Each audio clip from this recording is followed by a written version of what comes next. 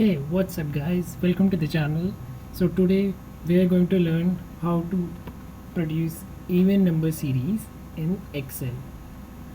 So to begin with, we just have to write the smallest even number, which is 2, and we just need to make sure that we should select the column, and after that we go to Home tab, and on top right corner click on the option Fill, and there you will find Series.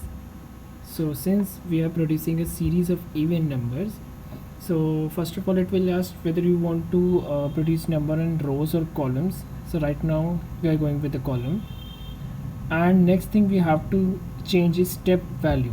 So this is the one which you have to change.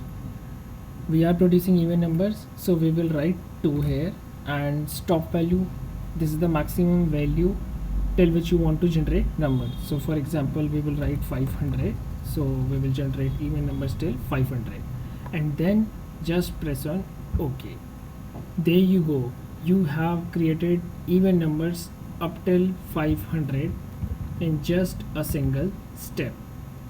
So stay tuned for more informative lessons.